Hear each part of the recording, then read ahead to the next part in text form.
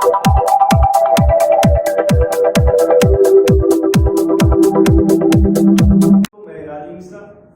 दुनिया स्टूडियो में आपका बहुत बहुत स्वागत करता हूं। मित्रों, जैसा आप जानते हैं, स्वैच्छिक दुनिया स्टूडियो में हम नित्य नए कार्यक्रमों को आपके साथ लेकर आते हैं, आपको सुनवाते हैं, आपको नए लोगों से मिलवाते हैं। कभी ब्रजइंद्रा अभिव्यक्ति मंच के माध्यम से कवियों से मिलवाते हैं, कभी किसी इंटरव्यू के माध्यम से तमाम सारे साक्षात्कार मनीषियों से आपको मिलवाते हैं, कभी हम सेमिनार करते हैं। यानी मेरे कहने का आशय ये है कि सोशल रिसर्च फाउंडेशन द्वारा संचालित ये जो स्टूडियो है, ये नित्य नए आयाम स्थापित करना चाहता है, समाज में गुणवत्ता के तमाम आयाम स्थापित करना चाहता है, शिक्षा के, क्योंकि अशिक्षा को दूर करना ही हमारा परम कर्तव्य है।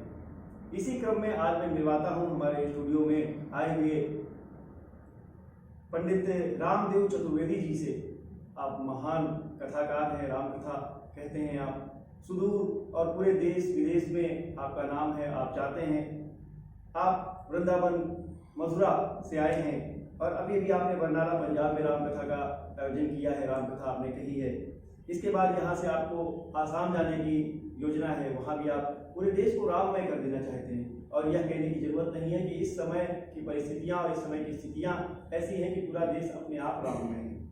तो ऐसे में जब रामकथा कहीं सुनाई देती है, जब रामकथा का कहीं आयोजन होता है, तो अपने आप बहुत अच्छी सी भंगिमा हो जाती है, बहुत अच्छी सी स्थितियाँ उत्पन्न हो जाती हैं। मैं आपका परिचय करवाता हूँ पंडित रामदेव चतुर्वेदी से। गुरुजी, बहुत बहुत स्वागत है हमारे स्टूडियो में। और मैंने कहा कि सूरज को दिया दिखाना होता है जब सूरज का परिचय हम देने की कोशिश करते हैं। तो आपके बारे में मेरे मुंह से कुछ कहना ये लगभग बिल्कुल वैसी ही बात होगी। मैं गुरुजी आपकी इस यात्रा का जो ये वृत्तांत है, जो ये शुरुआत है, आपके मुखारबिन से ही अपने दर्शकों को बताना चाहता हूँ कि जाहिर सी बात है, कबीर के बारे में भी जब हम जानना चाहते हैं तो बहुत कुछ इतिहासकार अभी तक जानने की कोशिश कर रहे हैं। लेकिन जब कोई व्यक्ति हमारे समक्ष रूबरू बैठा होता है और महान व्यक्ति बैठा होता है, तो अपने जो मुखारबिन से जब आप कुछ कहेंगे तो वो कल की धरोहर होगा, कल की इतिहास का वो जीवंत वृत्तांत होगा। तो मैं सोचता हूँ ये जो सौभाग्य मिला है वो स्वैच्छिक दुनिया को मिला है। आइए मैं गुरुजी से आपका साक्षात्कार करवाता हूँ कि गुरुजी अपने बारे में स्वयं आपको बताएं कि कहाँ से ये यात्रा शुरू। जय श्री राम। राजीव मिश्रा जी, धन्यवाद। मेरा जन्म चतुर्वेदी माथुर चतुर्वेदी ब्राह्मण कुल में विक्रमी संवत 2018 में भगवान कृष्ण की जन्मभूमि मथुरा में हुआ। और उसी समय से वृंदावन में हमारे दादाजी ने राम मंदिर की स्थापना की। 4 वर्ष की अवस्था से मैं पिताजी के साथ रामचरित्र रामलीला से जुड़ गया। अच्छा। और उन्हीं के साथ देश विदेशों में भ्रमण किया, रामचरित्र का ज्ञान वहीं से प्राप्त हुआ जी। और उस समय रामलीला के द्वारा, क्योंकि उस समय रामलीला मर्यादित होती थी जी, आज के जो संदर्भ में रामलीलाओं का रूप है उस समय दूसरा रूप था। उसके पश्चात शिक्षा में मैंने संस्कृत से पूर्व मध्यमा जी, M.Com LLB की शिक्षा भी की। अरे वाह, बहुत अच्छी बात है। और परंतु वहाँ जाके देखा कि यहाँ भ्रष्टाचार मिटाने के बजाय कुछ व्यवस्था ऐसी थी जो हमारे अनुकूल नहीं है। तो हम अपने वापस इसी क्षेत्र में रामकथा, श्रीमद् भागवत और शिव पुराण आदि की कथाओं में संलग्न होकर के भक्तों के आग्रह पर बाहर जाके भी इस कार्यक्रम को किया और अपनी ओर से भी चारों धाम में, वृंदावन में, क्योंकि गोस्वामी तुलसीदास जी, वाल्मीकि जी आदि कवियों में थे, इसलिए हम कवि सम्मेलन में भी जी कवियों को आग्रह करते हैं। और उसका मूल लक्ष्य है कि आज शिक्षा आधुनिक बढ़ रही है, टेक्नोलॉजी भी बढ़ रही है और पैसा भी बढ़ रहा है, परंतु जो हमारी संस्कृति का चरित्र है उसकी थोड़ी सी हानि हो रही है। और हमारा मुख्य लक्ष्य ये है कि हम कौन हैं इसे न भूलें।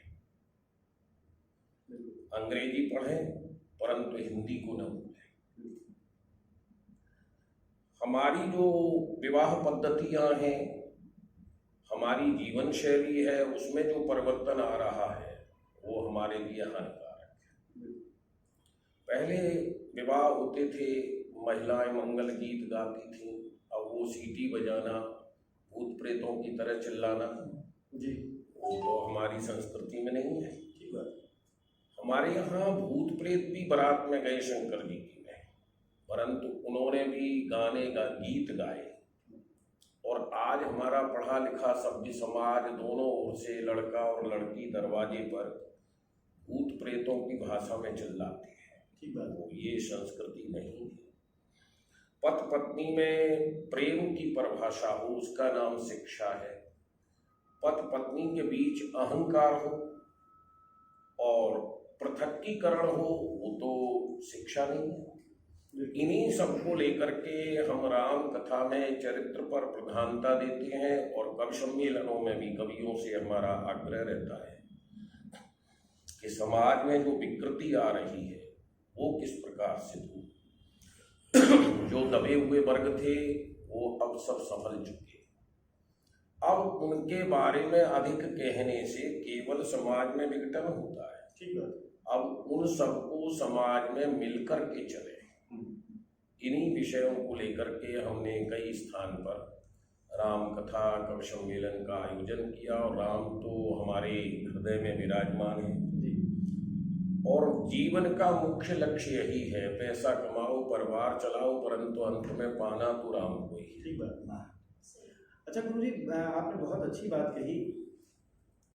आपका उद्देश्य है वो गृहस्थ जीवन भी है, पति पत्नी का एक रिश्ता भी है, और आपने कहा आधुनिक काल का जो चीज चल रही है ये भी है।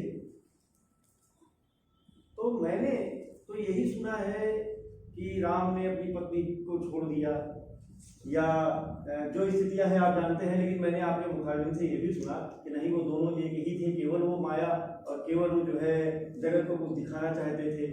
अग्नि परीक्षा और तमाम बातें मैंने आपके मुख से सुनी। तो मैं जरूर चाहता हूँ कि वो प्रसंग भी आप हमारे दर्शकों को बताएं, ताकि बहुत भ्रांतियां होंगी हम समझते हैं समाज में, हमारा दर्शक वर्ग है वो आपको जरूर सुनना चाहता है, ताकि ये कोटेशंस भी आगे जा सके। ऐसा है कि परमात्मा श्री राम और माता सीता जी कभी पृथक नहीं है जी। जो लोग संपूर्ण चरित्र नहीं जानते हैं या नहीं सुना है जी। वो इस तरह की चर्चा कर देते हैं। ये कथा जब संपूर्ण सुनेंगे कि राम जी ने अग्नि परीक्षा क्यों ली, तो गोस्वामी तुलसीदास जी ने इसे सूत्र में लिख दिया है, परंतु बहुत से लोग नहीं समझ पाते हैं। जय विजय का पूर्व चरित्र अनेकों ग्रंथों में है कि शनकादिक ऋषियों ने उन्हें श्राप दिया 3 जन्म को राक्षस बनो। पहले जन्म में वो हिरण्यकश्यप हिरणाक्ष बने, भगवान ने नरसिंह और 12 अवतार लेकर के उनका उद्धार किया। उनका दूसरा जन्म हुआ रावण कुंभकर्ण के रूप में। वो लक्ष्मी जी के पार्षद थे। जब घर का कोई कार्य करता चला जाता है तो कष्ट तो होता ही है। जय विजय के जाने से माता लक्ष्मी जी को कष्ट हुआ तो उन्होंने साकेत में श्री सीता जी के पास संदेशा भेजा कि इनका उद्धार आपके पति के द्वारा है, तो आप श्री राम जी के सहित अवतार लेके आए और हमारे जो पार्षद हैं राक्षस रूप में उनका उद्धार कराए। तो सीता जी ने संदेशा भेजा कि हम न तो लंका में जाएंगे और न अपने पति से कभी हम वियोग चाहते। तो लक्ष्मी जी ने कहा लंका में जाने के लिए वैकल्पिक सीता की व्यवस्था कर दी जाए। इस आश्वासन के बाद भगवान अवतार लेके आए और किशोरी जी जनक जी के यहाँ अवतार लेके आए। और इसीलिए माँ कौशल्या जी की इच्छा तो थी कि सीता अयोध्या में रहे, परंतु वो दोनों कभी अलग नहीं है, तो राम जी सीता जी को वन में ले गए। और दंडकारण्य वन में एक बार लक्ष्मण जी भी नहीं थे कुटिया में। तब राम जी ने सीता जी से कहा कि अब लंका में जाने का समय है, हम राक्षसों का वध करेंगे, तो उतने दिन आप अग्नि में निवास करेंगे। संसारी लोगों के लिए अग्नि प्रवेश बहुत बड़ी बात है, ठीक है, लेकिन परमात्मा के लिए अग्नि प्रवेश या जल प्रवेश कोई बड़ी बात नहीं है। जो सीता जी थी वो अग्नि में निवास किया और वैकल्पिक सीता अग्नि में से बाहर आए सीता जी के रूप में। गोस्वामी जी ने इसे लिख दिया है कि प्रतिबिंबा सीता प्रकट हुई।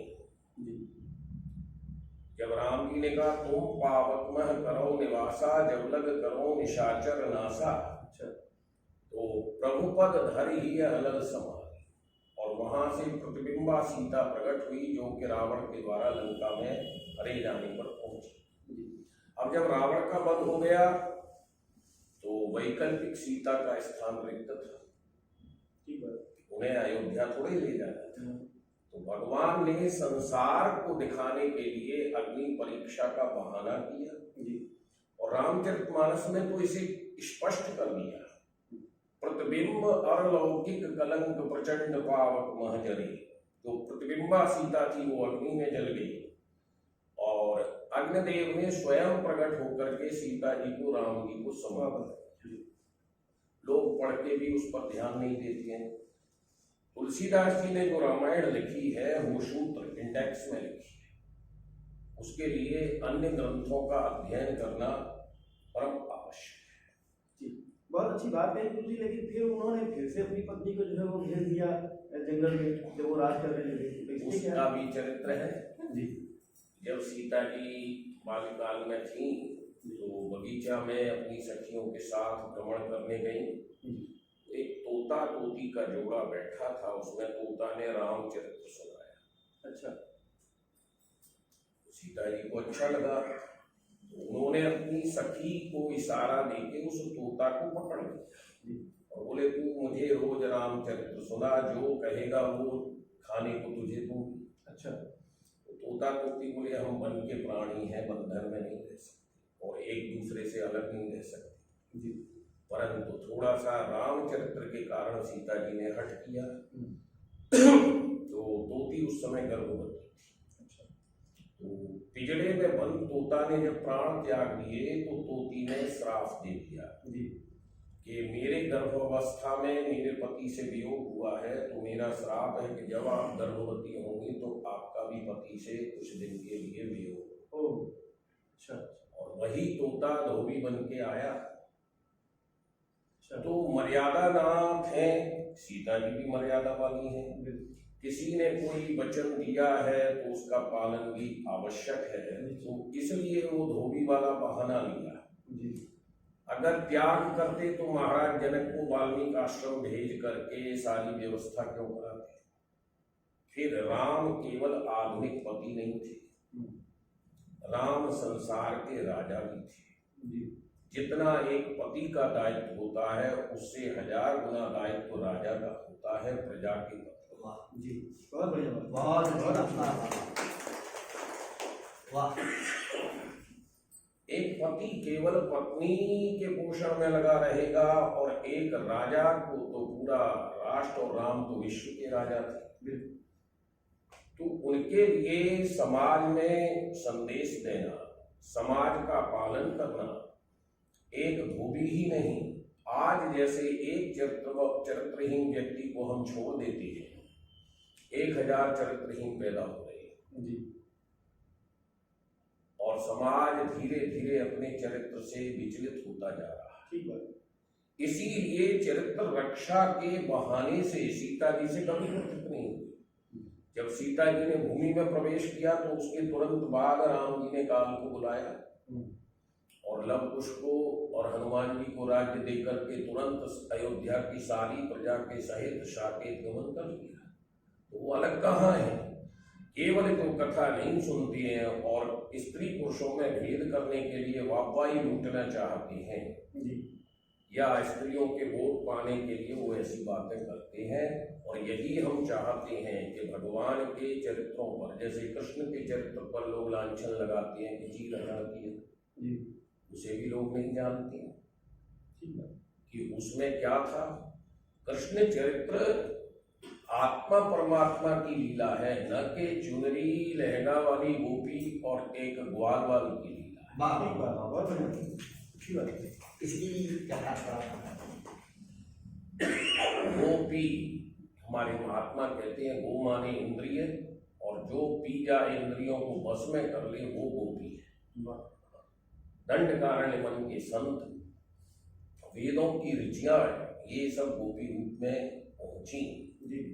तो परमात्मा कृष्ण से मिलने के लिए इसमें महाराज में सुखदेव जी ने स्पष्ट कर दिया, इस शरीर से तो सब गोपी अपने अपने पति, सास, ससुर, पुत्रों के पास थी, उनकी आत्मा महाराष्ट्र में पहुंची और उसमें न कोई स्त्री है न कोई पुरुष है, आत्मा का एकमात्र पति परमात्मा है।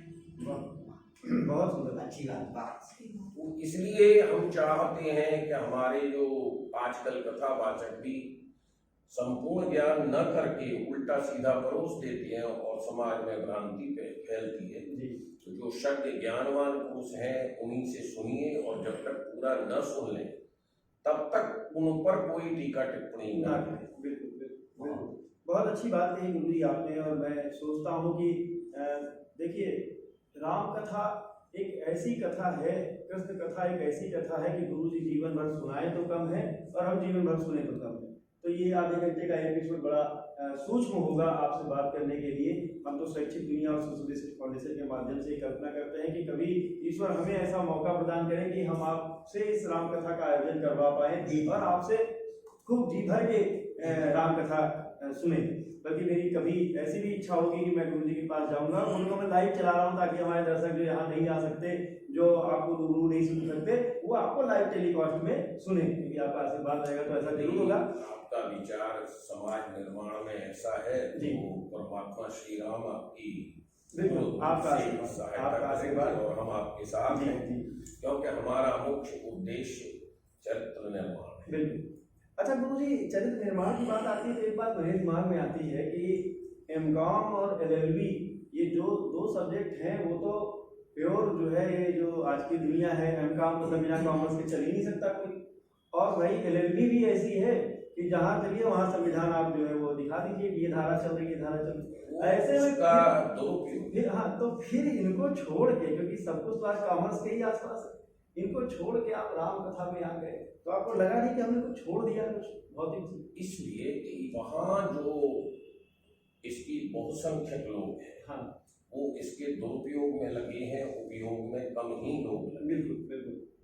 और वहां से एक जिले का ही केवल सुधार हो पाता जी। और राम कथा से हम जगह जगह लोगों के बीच अपना संदेश, अपना विचार, चरित्र निर्माण कर सकते हैं। बढ़िया बात। बहुत धन्यवाद। धन से समाज का परिवर्तन नहीं किया जा सकता, बल्कि मन से किया जा सकता है, वाणी से किया जा सकता है। आपकी बहुत अच्छी बात है, मैं यही बात सुनना भी चाहता था। एक और प्रश्न दिमाग में आता है कि आज पूरा देश राममय है।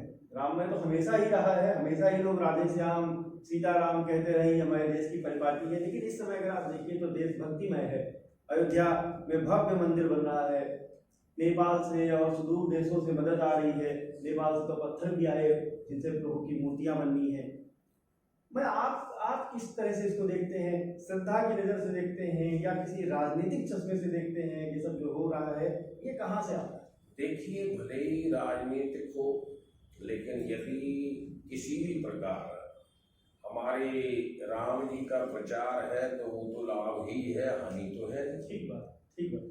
अब राम जी से कोई किस प्रकार अपना लाभ ले ले, चाहे राम जी के नाम से वोट ले ले या राम जी के नाम से धन ले ले या राम जी के नाम से यश ले ले, तो राम जी तो सबको देने को तैयार है, लेने वाले तो हो। ठीक बात। कोई बहुत सुंदर बात कही आपने। मित्रों, आपने भी सुना होगा कि कोई मरा कहता है तब भी राम राम निकलता है, और राम राम कहने में तो राम राम निकलता ही है। तो बहुत ही बढ़िया बात कही। राम जी तो और भी पहले से दे रहे थे, लेकिन जब लोग नहीं लेना चाहते हैं और कोई राम जी से लेकर के आगे बढ़ना चाहता है तो हमें क्या हानि है? ठीक बात है। हाँ, हानि कब होगी कि जब वो राम जी के मार्ग से हट करके उल्टा सीधा करेंगे। बिल्कुल। तो अभी भी इस मार्ग में बहुत से लोग, कोई केवल धन के लिए जुड़े हैं जी, कोई केवल अपने यश के लिए जुड़े हैं, और राम जी सबकी इच्छा पूरी करते हैं, लेकिन मिलेंगे उसे जो केवल राम के लिए जुड़ेगा। बहुत बढ़िया बात कही आपने कि राम तो सब जगह सर्वत्र विराजमान है। सवाल ये है कि आप उनका उपयोग या आप उनसे लाभ किस प्रकार लेते हैं। आप अध्यात्म के लिए लाभ लेते हैं कि आप भौतिकता के लिए लाभ लेते हैं। लेकिन गुरुजी सदैव तत्पर हैं आपके तमाम प्रश्नों को दूर करने के लिए, तमाम आपके जो मन में संशय को दूर करने के लिए। यदि आपके मन में भी कोई प्रश्न है तो हमारे स्वैच्छिक दुनिया स्टूडियो के जो चैनल है कमेंट बॉक्स में आप डालिए। कभी आपको गुरुजी के मुखारबिंद से राम कथा सुननी हो, ऐसा कोई आयोजन करवाना हो, तब भी हमें बताइए, हम आपको आपका जो संदेश है वो गुरुजी तक पहुंचाएंगे। गुरुजी ने जैसा बताया कि वो चरित्र एक खाली उद्देश्य है चरित्र निर्माण के लिए राम कथा का आयोजन। उसका कारण है जी, अगर आपका चरित्र है तो आयु भी बढ़ेगी, ठीक बात, आप आरोग्य भी रहेंगे। जी राम जी के राज्य की एक विशेषता थी कि नई दरिद्र को दुखी न दीना। इसका मूल तत्व था चरित्र। जी, चरित्र शुद्ध है तो आपस में द्वेष नहीं होगा। चरित्र शुद्ध है तो पति पत्नी में विघटन नहीं होगा। ठीक बात, चरित्र शुद्ध है तो एडस जैसे रोग नहीं आएंगे, जी, और भी रोग नहीं आएंगे। ठीक बात, इसलिए जो भी मनुष्य शरीर के लिए आवश्यक है वो चरित्र है। बिल्कुल। आज छोटे छोटे बच्चे कमजोर होते जा रहे हैं। वो क्या है कि हमारा खान पान, हमारा चरित्र उज्जवल नहीं है। बिल्कुल, यदि हमारा चरित्र है तो हमारे पास कोई भी बाधा नहीं आए। बिल्कुल ठीक कहा। और राम जी ने सबसे प्रधानता चरित्र को दी थी। बिल्कुल, सीता जी को वन भेजा आप लोग कहते हैं, लेकिन राम जी ने दूसरी शादी की। हजारों स्त्रियां थी उनके लिए, जी, एक तो नहीं, हजारों। परंतु यही बात है कि उन्होंने सीता का त्याग नहीं किया। जो त्याग करता है वो दूसरे दिन दूसरी शादी कर लेता है, चाहे स्त्री हो या पुरुष हो, और वो तो संसार के राजा थे। ठीक है। तो उन्होंने संसार को संदेश दिया कि सबसे कीमती वस्तु चरित्र है। चरित्र है तो धन भी आएगा, चरित्र है तो तन भी रहेगा, और चरित्र है तो मन भी रहेगा। आज सबसे बड़ी दिक्कत क्या हो रही है कि हमारे यहाँ जो वस्तु परोसी जा रही है उनमें चरित्रों का हनन किया जा रहा है। बिल्कुल। और हम आपके चैनल को भी यही चाहेंगे कि जिन प्रसंगों से, जिन नाटकों से या जिन भाषाओं से चरित्रहीनता हो उनसे आप बचें, तो आप रात दिन उन्नति करेंगे। आपकी समानता। बहुत ही अच्छी बात है गुरुजी, बहुत ही अच्छा संदेश है आपका समाज के लिए, बहुत ही अच्छा संदेश है पत्रकारिता के लिए, बहुत ही अच्छा संदेश है उन लोगों के लिए भी जिनकी शादी हुई और तलाक पहले व्यवस्था हो जाती है। बहुत अच्छा संदेश है उनके लिए जो लिव इन रिलेशनशिप में रहते, मतलब बहुत सारी चीजें हैं इसमें, एक दूसरे के प्रति विश्वास, वफादारी और बहुत सारी चीजें। चैत्र निर्माण का कोई एक परिभाषा नहीं हो सकती, लेकिन चैत्र निर्माण हमारे अपने ढंग से हो सकता है। कोई और संदेश समाज के लिए हो तो आप।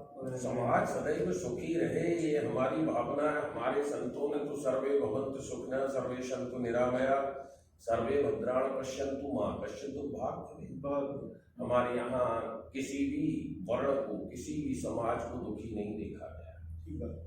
भगवान राम जी माँ कौशल्या से कहते हैं, पिता दीन मोहि कानन राज। मुझे वन का राज्य मिला है, तो वन में जाके उन्होंने देखा कि जो गोल भील हत्या करके मांस खाके भी पेट नहीं भर पाते थे, और राम जी के संपर्क में आकर के वो फलाहारी होके खुद कहते हैं कि हमारे सारे दुर्भाग्य मिट गए।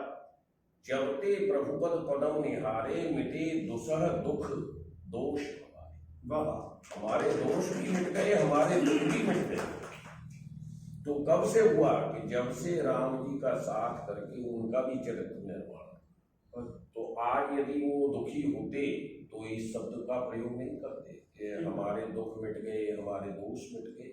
तो इसी प्रकार हमारे यहाँ किसी वर्ण को सताना या दुखी करने का तो लक्ष्य कभी रहा है नहीं। केवल हम ही प्रचार कर देते हैं कि उसे सताया जा रहा है, उसके ऊपर अत्याचार हो रहा है। वो किस लिए? अपने किसी स्वार्थ की पूर्ति के लिए हम समाज में विघटन पैदा करते हैं, जबकि परमात्मा की ओर से समाज में कोई विघटन नहीं। सुंदर बात।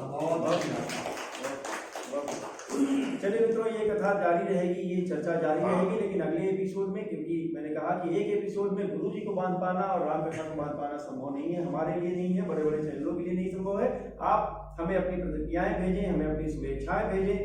हमें अपने, अगर आपके दिमाग में है कि हमको फिर से गुरु जी को सुनना है, तो भी जो है वो हमें अपनी आकांक्षा भेजेंगे, तो निश्चित रूप से हम अपने चैनल के माध्यम से गुरु जी को फिर से आपके समक्ष लेके आएंगे। इन्हीं शब्दों के साथ गुरु जी, मैं आपका पुनः बहुत बहुत आभार व्यक्त करता हूँ कि आपने अपना कीमती समय दिया। यहाँ से जाने के बाद अभी कानपुर में आपको केशवपुरम में जाके अशोक वाटिका में रामकथा का आयोजन करना है। यहाँ से रात हो जाएगी आपको, लेकिन कहीं न चेहरे पे सिकन है, न थकान है। क्यों? क्योंकि सब ये राममय है और राम का ही प्रसाद है। तो इन्हीं शब्दों के साथ मैं गुरु जी पुनः आपको धन्यवाद देता हूँ और अपने दर्शकों को विदा लेता हूँ।